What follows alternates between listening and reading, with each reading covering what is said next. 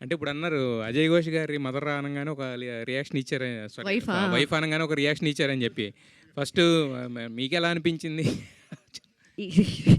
First day of working with Ajay Ghosh గారు. నీకు పేర్లు, ఆర్టిస్ట్ పేర్లు ఇప్పుడు నేను తెలీదు నాకు. అప్పుడు శ్రీ, మేము అది అయిపోయింది కదా! సో, మనిషిని చూస్తే, ఆర్టిస్ట్‌ని చూస్తే గుర్తుపడతా. ఆయన రంగస్థలంలో చేశారు కదా! సో, నాకు పేరు తెలీదు.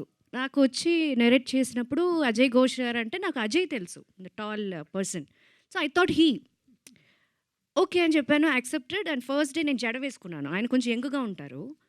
సో, క్యారవాన్‌లోకొచ్చి మేడం మీరు హీరోయిన్ లాగా ఉన్నారు అన్నారు. మా అసిస్టెంట్ ఒక అబ్బాయి ఆవిడ హీరోయినే కదా అన్నాడు వాడు. అంటే కాదు మదర్‌లా కనిపించట్లేదు మీరు అంటే, సరే ఇప్పుడు నన్ను ఏం చేయమంటారు అన్న. వెనకాల ముడేసుకోండి అని. సరే మనకి ఐయామ్ ద డైరెక్టర్ పర్సన్. వాళ్ళకి ఏం కావాలో మనం ఇవ్వాలి. సో, నేను ముడి వేసుకున్నాను. సెట్‌లోకి వెళ్ళాను. I was searching for Ajay. He was sitting on the chair. Ajay Ghosh గారు.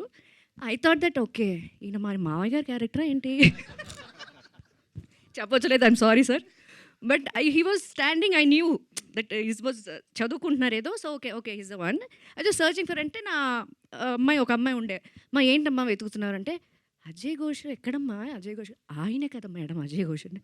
ఓహో! ఆయనేనా? అప్పుడు ఏ there is nothing to do on set. I said అప్పుడు నేను అడిగాను కూడా, అడిగినట్టున్నాను మిమ్మల్ని. అంటే లేదు మేడం ఏంటంటే కొంచెం చిన్న వయసులోనే అప్పుడు జరుగుతుంటాయి కదా 80s, 90sలో. పాపం రాశి గారు. పాపం రాశి గారు అన్నారు. But he is a fantastic artist అండి. ఫస్ట్ టైం ఆయనతో వర్క్ చేశాను. సినిమాలో చూశాను కానీ, బట్ సింగిల్ టేక్ ఆర్టిస్ట్ అనేది అది స్టేజ్ పెర్ఫార్మెన్స్కే ఉంటుంది అది. So he's a hilarious comedy. ఆయన ఆన్ స్పాట్ అది ఆయనకి ఆయన డెవలప్ చేసుకోవడం అండ్ ఇంటరాక్ట్ అవ్వడం మా అబ్బాయి క్యారెక్టర్కి. ఇట్స్ ఆల్ ఒక ఆర్టిస్ట్కి అది వాళ్ళకి వాళ్ళే రావాలి. అండ్ డైరెక్టర్ గారు ఆల్సో మీరు ఇలా వేసుకునేది కూడా నాకు కావాలి. So he's not compromising. He just want him that what he wants. That is very much important.